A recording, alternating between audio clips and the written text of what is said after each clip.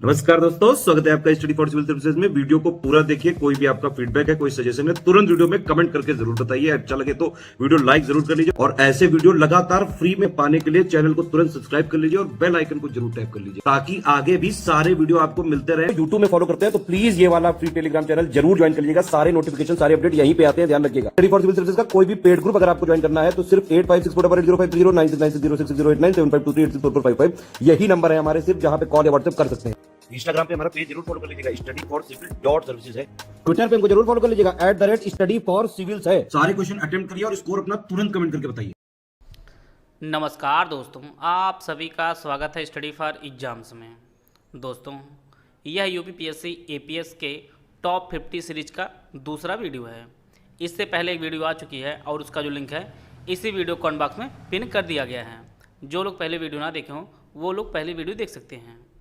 Video शुरू करने से पहले बताना चाहता हूँ, यूपीएससी आरओ, बीओ, एपीएस सहित हमारे कई पेड ग्रुप चल रहे हैं। अगर आप इन पेड ग्रुप से जुड़ना चाहते हैं तो ये हमारे दिए गए नंबर है, इस पर कॉल या व्हाट्सएप करके जो है जानकारी प्राप्त कर सकते हैं। तो आइए देखते हैं हम लोग पहला प्रश्न। वित्तीय वर्ष 2022-23 के दौरान कौन सा देश भारत में चौथा सबसे बड़ा निवेशक बनकर उभरा है? सऊदी अरब, कतर, यूएई या ईरान? वित्तीय वर्ष 2022-23 के दौरान जो है भारत में सबसे अधिक जो निवेश किया है वो आपका सिंगापुर ने किया है। दूसरे स्थान पर आपका मॉरिशस है। तीसरे स्थान पर आपका अमेरिका है और चौथे स्थान पर आपका यूएई है। तो यहाँ पर चौथा पूछा जा रहा है तो इसलिए इसका जो आंसर हो जाएगा आपका ऑप्शन सी। सबसे अधिक निवेश किया सिंगापुर, दूसरे स्थान पर मॉरिशस, तीसरे स्थान पर अमेरिका और चौथे स्थान पर यूएई है। निम्नलिखित घटनाओं को उनके प्रारंभ के कालानुक्रम में व्यवस्थित करें और नीचे दिए गए कोटों में जो है सही उत्तर चुनें। वन्य जीव संरक्षण अधिनियम, जैव विविधता अधिनियम, प्रोजेक्ट टाइगर, प्रोजेक्ट एलिफेंट। इसके लिए 4 ऑप्शन दिया गया, आप लोग ऑप्शन पढ़ लीजिए। वन्य जीव संरक्षण अधिनियम ये भारत में वर्ष 1972 में जो है पारित हुआ था। जैव विविधता अधिनियम वर्ष 2002 में पारित हुआ था। इसी प्रकार से प्रोजेक्ट टाइगर जो है ये आपका 1973 में भारत में शुरू किया गया था और प्रोजेक्ट एलिफेंट ये आपका 1992 में शुरू किया गया था। तो यहाँ पर जो है सबसे पहले वन्य जीव संरक्षण अधिनियम 1972 आएगा, फिर आपका प्रोजेक्ट टाइगर 1973 आएगा, फिर आपका प्रोजेक्ट एलिफेंट 1992 आएगा और लास्ट में आपका जैव विविधता अधिनियम वर्ष 2002 आएगा। तो इस प्रकार जो है इसका जो ऑप्शन बी है वो आपका सही होगा। आते हैं अगला प्रश्न लोग। निम्नलिखित में से कौन सा सतत विकास लक्ष्य एसडीजी भारत में 2030 तक सभी के लिए पानी की उपलब्धता और इसके अस्थायी प्रबंधन को लक्षित करेगा? एसडीजी 6, एसडीजी 7, एसडीजी 8 या एसडीजी 9? इसका जो सही आंसर है वो ऑप्शन ए एसडीजी 6 के अंतर्गत जो है पानी की उपलब्धता, सभी के लिए पानी की उपलब्धता और इसके प्रबंधन के बारे में जो है वर्णन किया गया है। संयुक्त राष्ट्र महासभा द्वारा वर्ष 2015 में जो है 17 सतत विकास लक्ष्य स्थापित किया गया था और उसमें जो है एसडीजी 6 के अंतर्गत बताया गया है कि सभी के लिए पानी की उपलब्धता और इसके अस्थायी प्रबंधन के बारे में बताया गया है। तो इसका जो ऑप्शन ए है वो आपका सही है। सर्वाधिक बाघ किस राज्य में पाए जाते हैं? राजस्थान, मध्य प्रदेश, उत्तर प्रदेश या जम्मू कश्मीर? अभी हाल ही में बाघ गणना की गई है, इसके अनुसार सबसे अधिक जो बाघ पाए जाते हैं आपके मध्य प्रदेश में पाए जाते हैं। इसका जो ऑप्शन बी है वो आपका सही है और यहाँ पर टोटल 785 बाघ पाए जाते हैं। दूसरा स्थान आपका कर्नाटक का है और कर्नाटक में जो बाघों की संख्या आपके 563 है। अब बात कर लेते हैं हम लोग उत्तर प्रदेश में, तो यूपी में टोटल जो है 205 बाघ पाए जाते हैं। इस प्रकार जो है सबसे अधिक बाघ आपका मध्य प्रदेश में पाए जाते हैं। जनवरी 2000 यहाँ पर 2 स्टेटमेंट दिया गया है। जनवरी 2023 में भारत अंतर्राष्ट्रीय विज्ञान महोत्सव 2022 का 8वें संस्करण का आयोजन भोपाल में किया गया। इसका पहला संस्करण वर्ष 2015 में आयोजित किया गया था। आपको बताना है कौन सा स्टेटमेंट सही है, केवल 1, 2, दोनों या इनमें से कोई नहीं। इसका जो पहला स्टेटमेंट वह सही है 8वां संस्करण जो आयोजित किया गया है भारत अंतर्राष्ट्रीय विज्ञान महोत्सव का, यह जनवरी 2023 में 21 से लेकर 24 जनवरी के मध्य आयोजित किया गया है भोपाल में। और इसका दूसरा संस्करण भी सही है, इसका दूसरा ऑप्शन भी सही है आपका।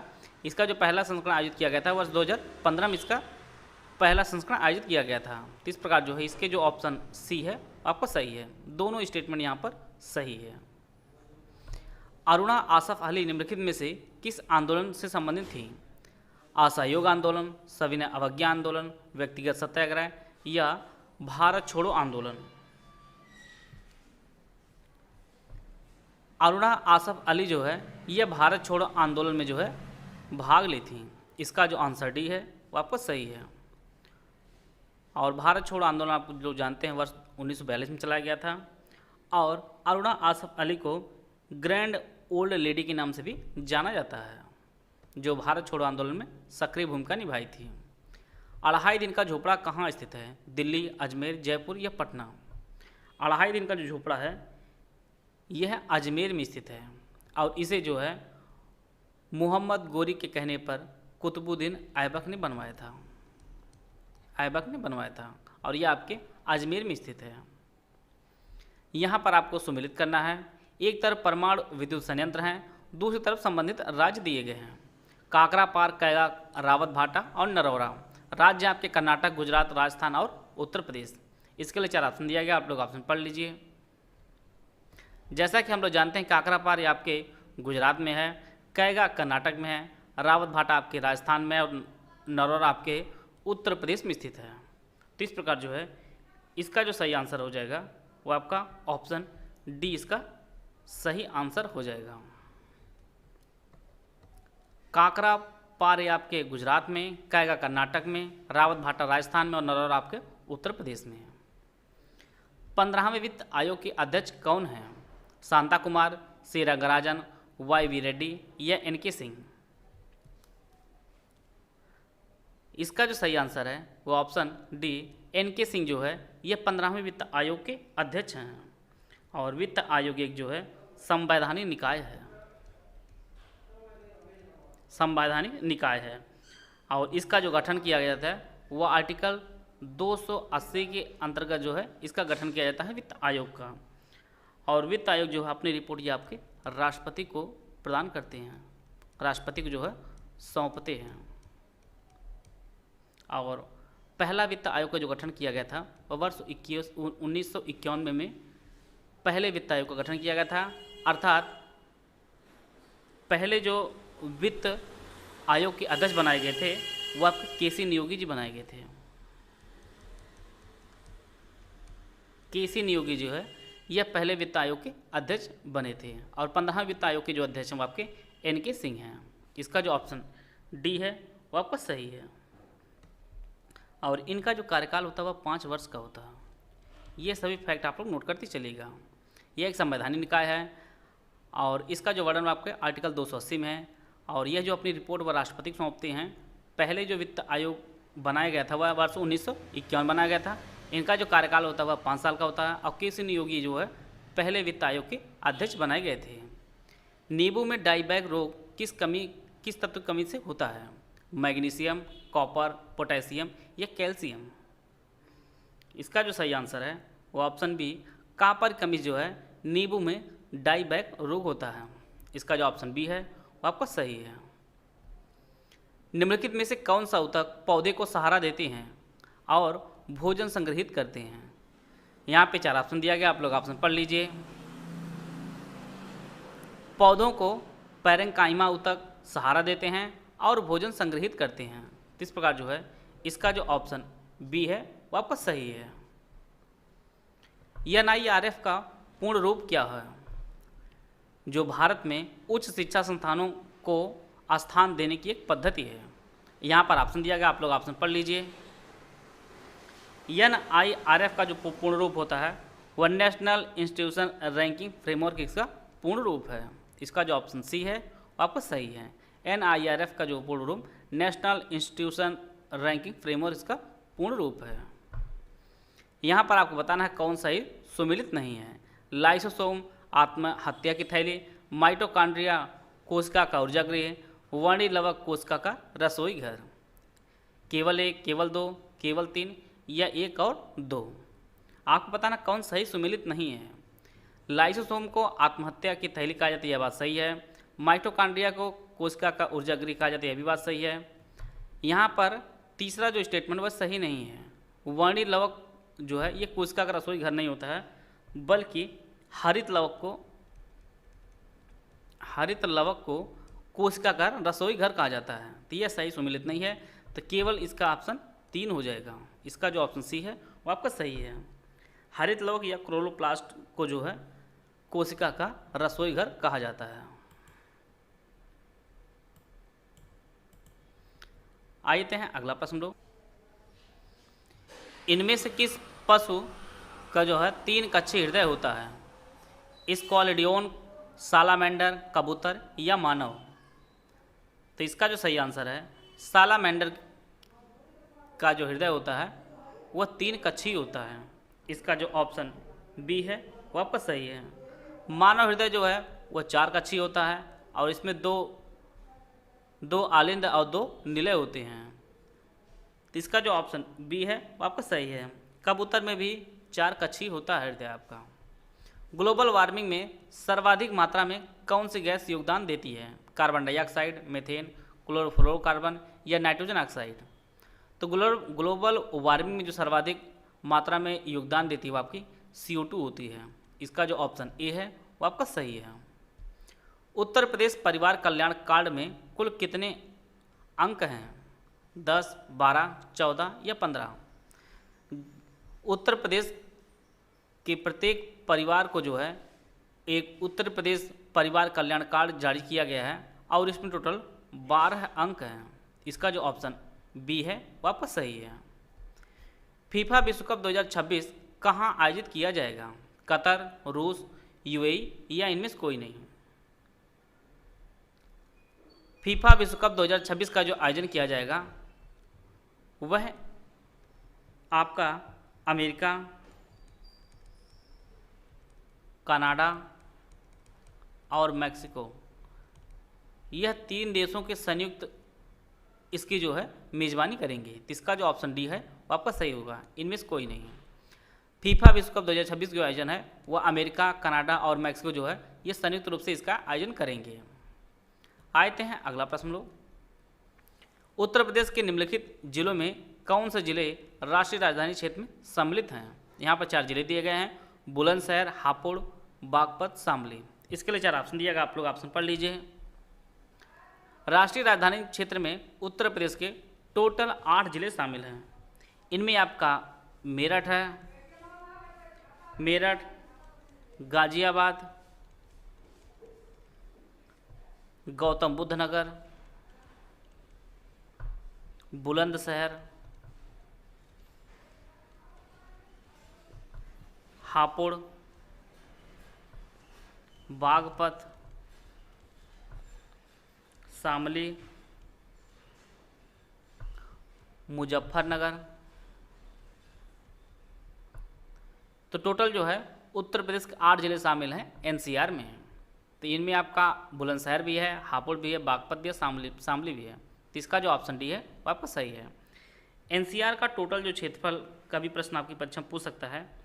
NCR का जो टोटल कुल क्षेत्रफल है वह 55,083 वर्ग किलोमीटर इसका कुल क्षेत्रफल है। इसका जो ऑप्शन डी है वो आपका सही है। BPRD का पूर्ण रूप क्या होगा? ऑप्शन आप लोग पढ़ लीजिए। BPRD जो फुल फॉर्म होगा bureau of police research and development, इसका फुल फॉर्म होगा। इसका जो ऑप्शन ए है वो आपका सही है। 10 प्रश्न आपके पूर्ण रूप से आएगा। लेजर का पूर्ण रूप क्या होगा? इसके लिए 4 ऑप्शन दिएगा, आप लोग ऑप्शन पढ़ लीजिए। लेजर का जो पूर्ण रूप होगा, फुल फॉर्म होगा, वह light amplification by stimulated mission of radiation, इसका फुल फॉर्म होगा। इसका जो ऑप्शन ए है वो आपका सही है। G7 शिखर सम्मेलन की मेज़बानी किसने की है? न्यूयॉर्क अमेरिका, बीजिंग चीन, हिरोशिमा जापान या लंदन इंग्लैंड? G7 शिखर सम्मेलन जो मेज़बानी अभी हाल ही में हुई है वह हिरोशिमा जापान के द्वारा की गई है। इसका जो ऑप्शन सी है वो आपका सही है। G7 में टोटल 7 देश हैं। इनमें आपका कनाडा है, फ्रांस है, जर्मनी है, इटली है, फिर आपका जापान है, फिर आपका यूके है और यूएस है। टोटल 7 सदस्य देश हैं आपके G7 में। और इसका हाल ही में जो आयोजन किया गया है शिखर सम्मेलन की, वो आपका हिरोशिमा जापान में इसका आयोजन किया गया है। वेल्थ ऑफ नेशन के लेखक कौन हैं? John Milton, Adam Smith, Adolf Hitler या M Forster? Wealth of nation जो पुस्तक है यह एडम स्मिथ ने लिखी है। इसका जो ऑप्शन बी है वो आपका सही है। यहाँ पर 2 वक्तव्य दिए गए हैं। पहला जो वक्तव्य है, जो स्टेटमेंट है, गंगा का मैदान भारत का सर्वाधिक सघन जनसंख्या वाला भाग है। और कारण आपका आर है, गंगा भारत में सर्वाधिक उपयोग में लाई जाने वाली नदी है। यहाँ पर 4 ऑप्शन दिया गया, आप लोग ऑप्शन पढ़ लीजिए। इसका जो सही आंसर होगा वो ऑप्शन बी। यहाँ पर जो स्टेटमेंट है वह, जो कथन वह भी सही है और कारण है वह भी सही है, परंतु यह एक दूसरे की जो है स्पष्टीकरण नहीं करती हैं। तो इसका जो ऑप्शन बी है वह सही है। गंगा का मैदान भारत का सर्वाधिक सघन जनसंख्या वाला भाग है। जो भारत का मध्य भाग है ये, यहाँ पर गंगा नदी बहती है और यहाँ पर सर्वाधिक सघन जनसंख्या निवास करती है।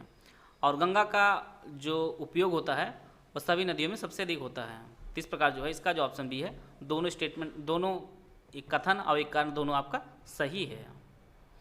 रामगंगा नदी उत्तर प्रदेश में किस जिले में प्रवेश करती है? मेरठ, गाजियाबाद, फतेहगढ़ या बिजनौर? तो रामगंगा जो नदी प्रवेश करती है सबसे प्रथम आपका ये बिजनौर में प्रवेश करती है। इसका जो ऑप्शन डी है वो आपका सही है। यहाँ पर 3 दर्रे दिए गए हैं, इनको उत्तर से दक्षिण के क्रम में जो है व्यवस्थित करना है। जोजिला, बारालाचा, लिपुलेख। इसके लिए 4 ऑप्शन दिया गया, आप लोग ऑप्शन पढ़ लीजिए। जैसा कि हम लोग जानते हैं कि जोजिला जो है ये आपके लद्दाख में है। बारालाचा जो दर्रा है ये आपके हिमाचल प्रदेश में है और लिपुलेख आपका उत्तराखंड में है। तो मैप में आप लोग जानते हैं सबसे ऊपर जो आपका लद्दाख है, फिर आपका हिमाचल प्रदेश है और फिर आपका उत्तराखंड है। तो इसी के सीक्वेंस में जो है 1 2 3 हो जाएगा आपका जो दर्रा है। जोजिला सबसे ऊपर, फिर इसके बाद आपका बारालाचा, फिर आपका लिपुलेख होगा। इसका जो ऑप्शन ए है वो आपका सही है। सैयद मुश्ताक अली ट्रॉफी 2022 किसने जीता है? हिमाचल प्रदेश, मुंबई, उत्तर प्रदेश या सौराष्ट्र? सैयद मुश्ताक अली ट्रॉफी 2022 का जो फाइनल हुआ है वह मुंबई और हिमाचल प्रदेश के मध्य आयोजित किया गया था और जिसमें जो है मुंबई ने हिमाचल प्रदेश को हराकर जो है विजयी रहा है। तो इसका जो ऑप्शन बी है वो आपका सही है। सैयद मुश्ताक अली ट्रॉफी 2022 जो है वो मुंबई ने जीता है। यहाँ पर आपको बताना कौन सही सुमिलित नहीं है, ये आपके फुल फॉर्म संबंधित प्रश्न है। एडीबी एशियाई development bank, FSSAI food safety and standards authority of India, SIDBI small industries development bank of India, ICR international council of agriculture research. तो इसका जो सही आंसर है वो ऑप्शन डी, ICR का जो पूर्ण रूप होता है Indian council of agriculture research, इसका पूर्ण रूप होगा। तो यहाँ पर इंडियन होगा, Indian council of agriculture research इसका पूर्ण रूप होगा। बाकी एडीबी फुल फॉर्म होता है आपका एशियन डेवलपमेंट बैंक होता है। FSSAI का जो पूर्ण रूप होता है वो food safety and standards authority of India होता है। सिडबी की जो पूर्ण रूप होता है small industries development of India होता है, इसका पूर्ण रूप होता है। फिरोज शाह तुगलक द्वारा स्थापित दारुल सफा क्या था? एक दानशाला था, एक खैराती अस्पताल था, एक पुस्तकालय था या तीर्थयात्रियों के लिए एक अतिथि गृह था? तो इसका जो सही आंसर है वो ऑप्शन बी, एक खैराती अस्पताल था आपका फिरोज शाह तुगलक द्वारा स्थापित दारुल सफा। इसका जो ऑप्शन बी है वो आपका सही है। यहाँ पर आपको बताना कौन सही सुमिलित नहीं है। एक तरफ पुस्तक है, दूसरी तरफ उसके लेखक हैं। The wings of fire doctor APJ Abdul Kalam, young India Mahatma Gandhi, India divided Rajendra Prasad, India wings freedom Jayaprakash Narayan. तो इसका जो सही आंसर है वो ऑप्शन डी जो है इंडिया विंस फ्रीडम जो है यह जेपी नारायण ने नहीं लिखी है, बल्कि मौलाना अबुल कलाम आज़ाद ने लिखी है। अबुल कलाम आज़ाद ने लिखी है। तो इसका जो ऑप्शन डी है वो आपका सही है। बाकी सभी सुमेलित हैं। द विंग्स ऑफ फायर ये आपके एपीजे अब्दुल कलाम जी की है। यंग इंडिया महात्मा गांधी जी की है। इंडिया डिवाइडेड पुस्तक जो है यह राजेंद्र प्रसाद जी ने लिखी है। सल्तनत काल में जो है किस वंश के शासकों ने सबसे अधिक समय तक जो है शासन किया था? गुलाम वंश, खिलजी वंश, तुगलक वंश या लोदी वंश? तो सबसे अधिक जो शासन किया है सल्तनत काल में वह तुगलक वंश के शासकों ने किया है और इन्होंने टोटल जो है लगभग 94 वर्ष का शासन किया है। अब यही प्रश्न सबसे अधिक पूछा गया है, तो सबसे कम भी प्रश्न पूछ सकता है, और सबसे कम जो है वो आपके खिलजी वंश के शासकों ने किया है, और खिलजी वंश के शासकों ने लगभग 30 वर्ष तक शासन किया है। और जैसा कि हम लोग जानते हैं कि सल्तनत काल में टोटल 5 राजवंश आए हैं। इनमें आपका गुलाम वंश है, खिलजी है, तुगलक है, लोदी है और एक आपका सैयद वंश है। टोटल 5 राजवंश आए हैं सल्तनत काल में। हाल ही में खेलो इंडिया यूथ गेम्स का कौन संस्करण मध्य प्रदेश में आयोजित किया गया है? दूसरा, तीसरा, चौथा या पांचवा? तो खेलो इंडिया यूथ गेम्स का 5वां संस्करण आयोजित किया गया था मध्य प्रदेश में। इसका जो ऑप्शन डी है वो आपका सही है।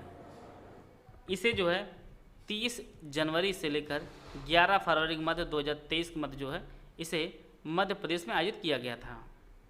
और इसमें जो है सबसे अधिक पदक महाराष्ट्र ने जीते थे। टोटल 161 पदक के साथ यह पहले स्थान पर रहा है। दूसरे स्थान पर आपका हरियाणा रहा है, जिसमें टोटल 96 पदक जीता है। 128 पदक जीता है।